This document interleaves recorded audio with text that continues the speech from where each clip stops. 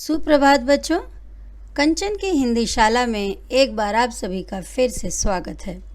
आज मैं आप सबके सामने लेकर के आई हूँ लेखन कौशल का एक बहुत ही महत्वपूर्ण भाग, संवाद लेखन, जिसे अंग्रेजी में डायलॉग राइटिंग कहते हैं। आइए कुछ बारीकियों को जानते हैं दो मित्र सोहन और मोहन के माध्यम से। अरे सोहन, यह संवाद लेखन क्या होता है? हम दोनों जो आपस में बातचीत कर रहे हैं उसी को ही संवाद कहते हैं।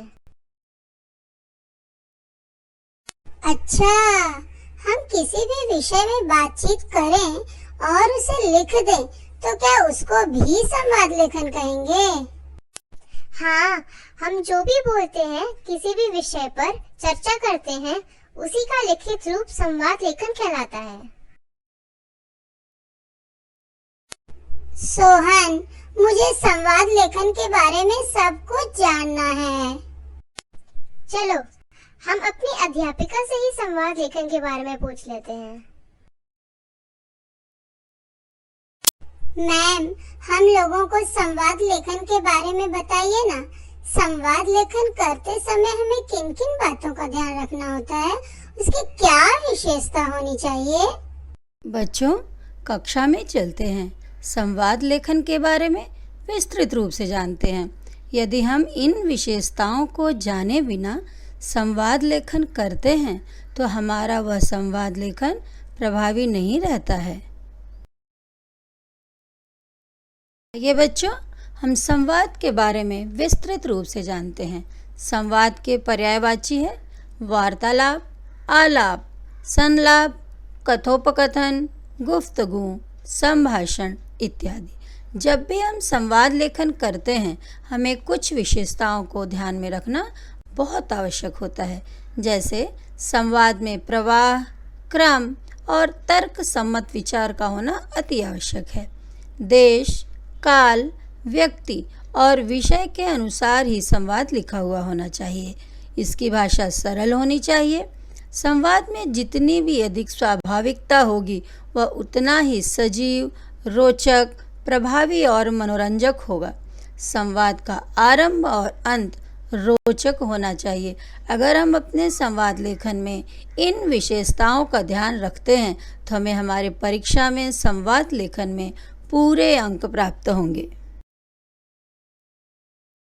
हाँ बच्चों, इस तरह से हमने क्या समझा? दो या दो से अधिक व्यक्तियों के बीच की बातचीत को वार्तालाप, कथोपकथन या संवाद कहते हैं। वार्तालाप में संवादों का विशिष्ट महत्व होता है। संवादों के द्वारा वार्तालाप और अधिक आकर्षक बन जाता है।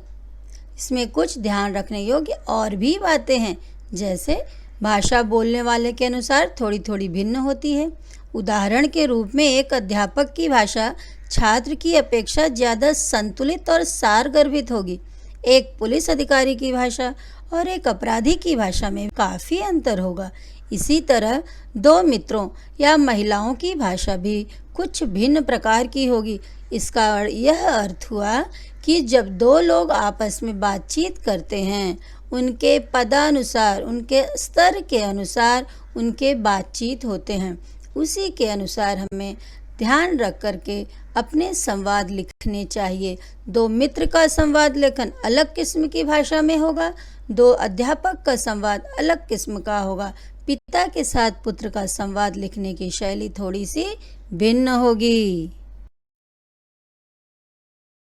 बच्चों, हम लोग दो मित्र के संवाद को देखते हैं, अनिल और विजय के साथ। अनिल: अरे विजय, तुम्हारा पेपर कैसा हुआ?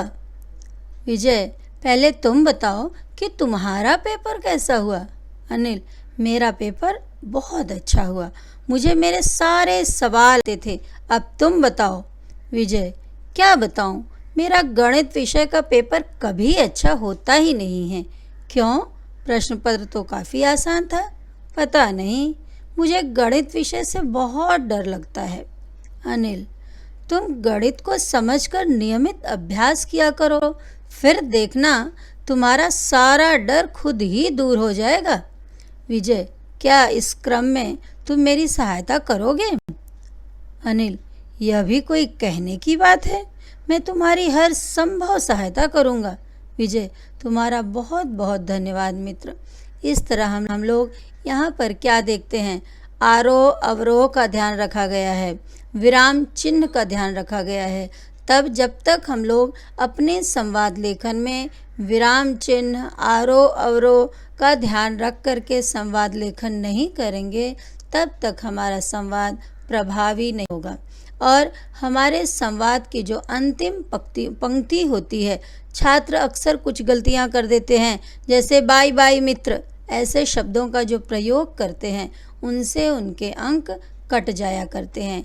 इन चीज़ों का उनको विशेष ध्यान रखना होगा। आइए बच्चों, अब हम लोग पिता पुत्र के बीच हुए संवाद को देखते हैं। अब तक हम लोगों ने दो मित्रों के भाषा शैली को देखा। अब हम पिता पुत्र के बीच हुए संवाद की भाषा शैली को देखते हैं। पिता: राहुल बेटा, आज तुम्हारे गणित की परीक्षा कैसी हुई? पिताजी: परीक्षा तो अच्छी हुई, परंतु कुछ प्रश्नों को हल करने में कठिनाई हुई। कठिनाई क्यों हुई? क्या तुमने उनका अभ्यास भली प्रकार नहीं किया था? पिताजी: मैं उन प्रश्नों को गृह कार्य करना भूल गया था, अतः परीक्षा की तैयारी करते समय अभ्यास ही नहीं कर सका।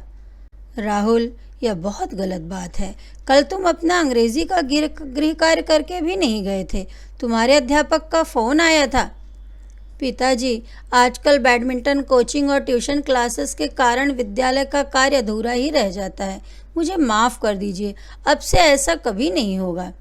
बेटा, जीवन में सफलता उन्हीं को मिलती है जो हर परिस्थिति में खरे उतरते हैं। तुम्हें यह आखिरी मौका दिया जा रहा है। अब मुझे तुम्हारी और कोई शिकायत नहीं चाहिए। राहुल: ठीक है पिताजी। बच्चों, इस तरह से हम लोग देखते हैं कि एक पिता पुत्र के बीच हुए संवाद की भाषा शैली भिन्न होगी।